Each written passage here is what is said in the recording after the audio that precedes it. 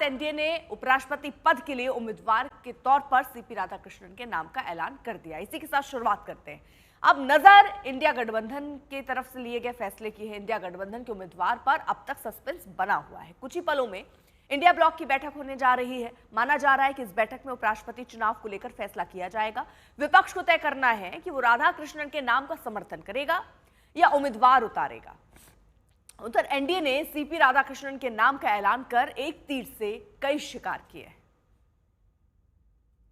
और इस बीच आपको बड़ी खबर दे दें, इस वक्त बड़ी खबर आ रही है, सीपी राधाकृष्णन को जेडीयू ने समर्थन दिया है।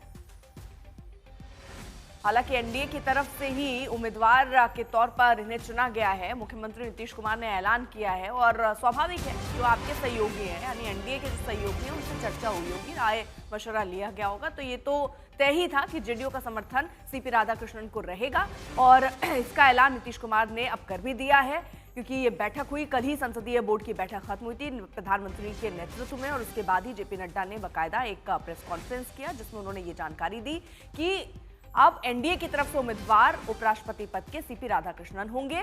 महाराष्ट्र के 24वें राज्यपाल रहे हैं ये, और इससे पहले झारखंड के भी राज्यपाल रहे हैं। संघ से बहुत लंबा इनका जुड़ाव रहा है। 16 साल की उम्र से ही संघ और पार्टी के संगठन से जुड़े हुए हैं। कुछ ही देर में लेकिन इंडिया ब्लॉक की बैठक होने जा रही है, उसमें उपराष्ट्रपति चुनाव को लेकर चर्चा होगी।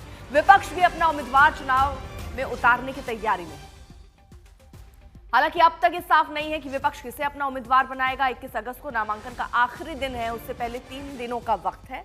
संसद में खरगे के दफ्तर में होने जा रही बैठक में विपक्षी नेता उपराष्ट्रपति चुनाव को लेकर अहम फैसला ले सकते हैं। नजर इसी पर होगी। लेकिन अगर आप हाल फिलहाल के विपक्ष के रवैये को देखते हैं तो ऐसा लगता नहीं है कि किसी भी विषय पर एक आम सहमति बनाने के लिए सरकार और विपक्ष तैयार हो पा रहे हो। हमने पूरा मानसून सत्र, केवल इस सत्र की बात नहीं है, इससे पहले भी जो सत्र हुए, सत्र ही नहीं सही ढंग से चल पा रहे हैं। तो ऐसे में संभावना कम ही दिखती है कि उपराष्ट्रपति पद के लिए वो इस नाम पर सहमति जता लेंगे। हालांकि याद रखिए, संजय राउत जो कि इंडिया ब्लॉक के नेता हैं, शिवसेना यूबीटी ग्रुप के हैं, उनका ये कहना है कि विवादित चेहरा नहीं है, इनको लेकर कोई विवाद नहीं है, एक अच्छा चेहरा सामने एनडीए की तरफ से रखा गया है। वो ये बात स्वीकार कर रहे हैं। लेकिन इसका क्या संकेत माना जाए, क्या शिवसेना इसके लिए तैयार होगी? लेकिन यहाँ बीजेपी का दांव आप देखिए, बीजेपी ने यहाँ पर दक्षिण भारत को साधने की कोशिश कर दी है। ओबीसी समाज से आते हैं राधाकृष्णन, प्रधानमंत्री भी ओबीसी समाज से आते हैं और ऐसे में उस समाज को भी साधने की यहाँ पर कोशिश नजर आती है। तो ये दांव बहुत महत्वपूर्ण जिसको उस लिहाज से देखा जा रहा है। लेकिन अब नजर इस बात पर होगी कि विपक्ष क्या तय करता है, यानी इंडिया गठबंधन क्या तय करता है। अब आप इसको इस तरह से भी समझिए कि आरएसएस की दक्षिण भारत में पुरानी चिंता रही है कि संघ की शाखाएं दक्षिण में हैं, लेकिन राजनीतिक असर सीमित रहा है। उपराष्ट्रपति पद पर दक्षिण भारतीय चेहरा देकर बीजेपी ने संघ को यह भरोसा भी दिलाया कि संगठन की विस्तार नीति को पार्टी गंभीरता से ले रही है। वहीं जातीय संतुलन का आरएसएस का दबाव भी रहा। संघ हमेशा ये चाहता है कि बीजेपी सिर्फ सवर्णों की पार्टी की छवि से बाहर निकले।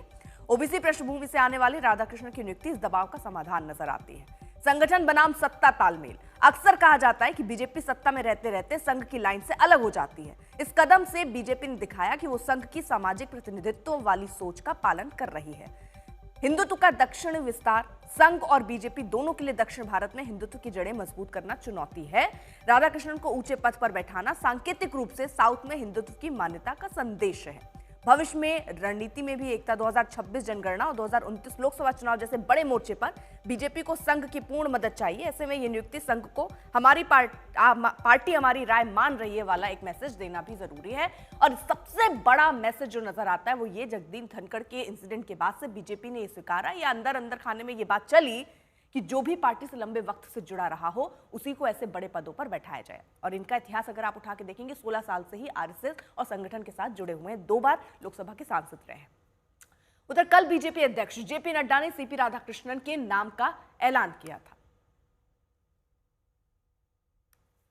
और गहन रूप से चर्चा होने के बाद आज हम यहाँ पर आपको खुशी से ये बताना चाहते हैं और ये खुशखबरी देना चाहते हैं कि संसदीय बोर्ड की बैठक में जिसका नेतृत्व हमारे प्रधानमंत्री नरेंद्र मोदी जी की उपस्थिति में हुआ, उनके नेतृत्व में ये बैठक हुई।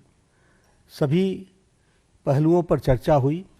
और नामों पर विस्तृत रूप से जो पार्टी में एक्सरसाइज हुई थी, उन सारी एक्सरसाइज के बारे में डेलिब्रेशन हुआ, सभी के साथ चर्चा हुई, सुझाव मांगे गए और उसके बाद फिर ये तय हुआ कि हमारे उपराष्ट्रपति के प्रत्याशी के रूप में हमारे महाराष्ट्र के राज्यपाल श्री CP राधाकृष्णन जी, चंद्रपुरम पुन्नासामी राधाकृष्णन जी, उनको हम NDA का प्रत्याशी बनाएंगे और वो NDA के प्रत्याशी के रूप में रहेंगे।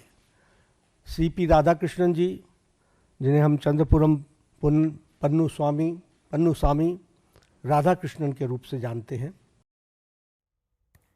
मौसमी हमारे साथ हमारे सहयोगी इस वक्त जुड़ चुकी है। मौसमी, अब देखिए संभावनाओं पर ही बात हो रही है, आज बैठक भी होनी है इंडिया ब्लॉक की, उसमें कई तस्वीर साफ हो जाएगी, लेकिन क्या आसार नजर आ रहे हैं? अपना उम्मीदवार उतारेंगे या समर्थन दे देंगे?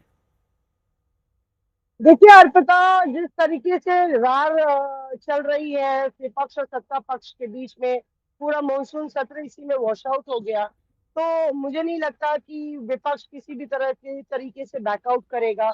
और राहुल गांधी का खासतौर से जो आरएसएस के खिलाफ स्टैंड रहा है, लगातार आरएसएस पर हमला बोलते रहे हैं, और ऐसे में कांग्रेस की तरफ से तो ये क्लियर है कि कांग्रेस अपना एक सैद्धांतिक लड़ाई के रूप में, हालांकि आंकड़े सरकार के पक्ष में है, NDA के पक्ष में है, सैद्धांतिक रूप से वो अपना उम्मीदवार खड़ा करेगी। आज मल्लिकार्जुन खड़गे और तमाम नेता लगभग 10:15 साढ़े 10 बजे उनकी बैठक है, तमाम विपक्षी दलों के नेताओं की, इंडिया अलायंस के, और शायद उसमें ये भी चर्चा हो कि जो बीजेपी ने, NDA ने उम्मीदवार दिया है वो मंजूर है, नामंजूर है, और उसकी काट में ऐसा कोई उम्मीदवार दिया जाए जो घटक दलों को भी NDA के ना कहने में मुश्किल हो। इस तरह की एक पॉलिटिकल फाइट हम देखेंगे। क्या मौसमी, तमाम जानकारी के लिए